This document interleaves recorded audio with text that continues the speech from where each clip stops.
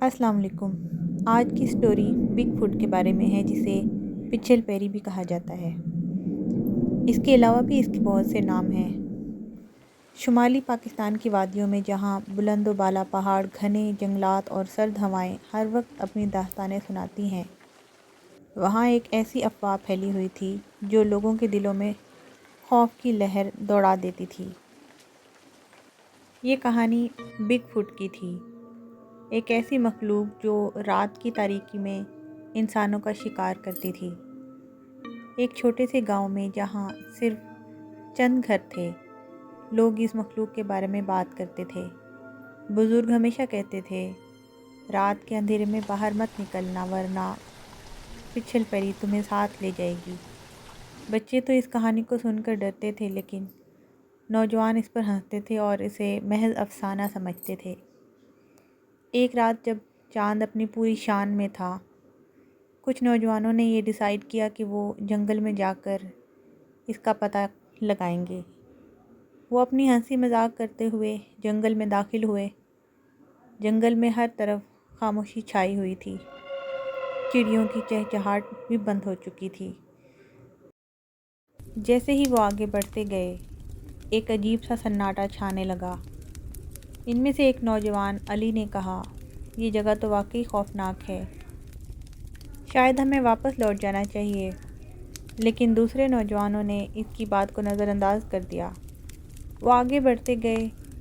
اچانک ایک تیز دھڑکن کی آواز سنائی دی، جیسے کوئی بھاری قدموں سے چل رہا ہو۔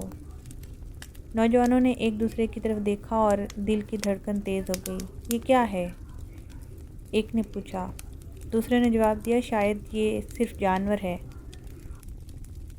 لیکن یہ آواز مسلسل قریب آتی گئی۔ پھر اچانک ایک بڑا سایہ ان کے سامنے آیا۔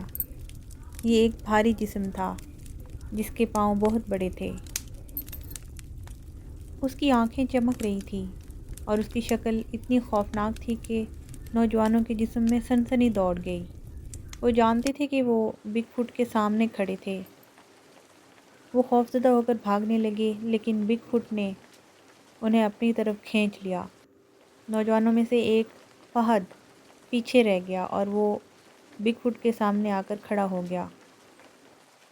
اس کی آنکھوں میں خوف اور حیرت تھی۔ ہمیں معاف کر دو، فہد چلایا۔ ہم نے صرف مذاق کیا تھا۔ لیکن بگ فٹ نے کوئی جواب نہیں دیا۔ اس نے صرف اپنے بڑے ہاتھوں سے فہد کو پکڑ لیا اور اسے اپنے ساتھ لے گئی۔ باقی نوجوان تیز قدموں سے بھاگتے رہے، جب تک کہ وہ گاؤں نہیں پہنچ گئے۔ وہاں انہوں نے لوگوں کو بتایا کہ فہد کو بگ فٹ نے اٹھا لیا ہے۔ گاؤں کے بزرگوں نے کہا، ہمیں اب اس کے خلاف کچھ کرنا ہوگا، ورنہ یہ ہمارے گاؤں کے لوگوں کو بھی اٹھا کر لے جائے گی۔ اگلے دن گاؤں کے لوگوں نے مل کر ایک پلان بنایا۔ وہ بگ فٹ کے گھر کا پتہ لگانے کی کوشش کرتے رہے۔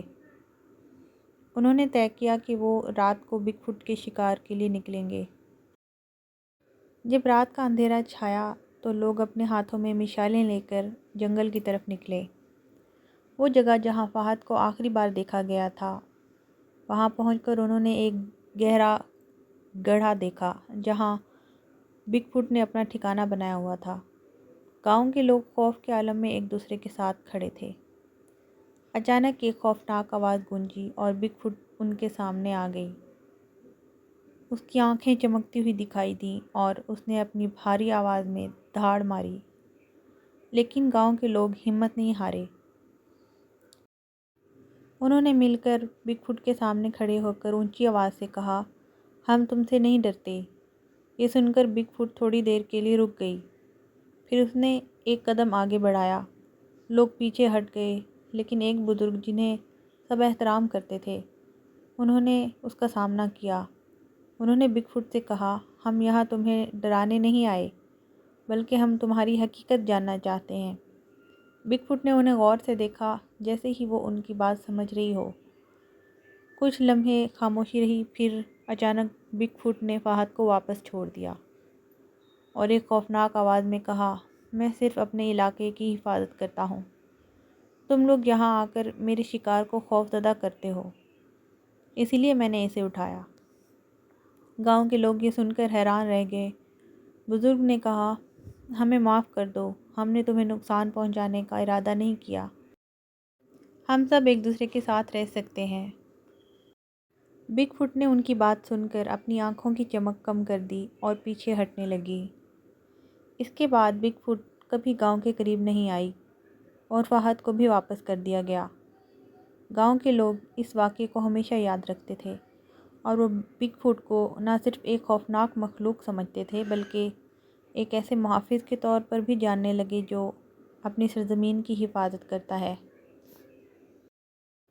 اس دن کے بعد گاؤں کے لوگ جنگل میں جانے سے ڈرتے نہیں تھے بلکہ بگ فٹ کی کہانی کو سن کر ایک دوسرے کو سمجھاتے رہے کہ ہر خوفناک مخلوق کے پیچھے ایک کہانی ہوتی ہے۔ اس طرح ایک افسانہ حقیقی دوستی اور سمجھداری میں تبدیل ہو گیا۔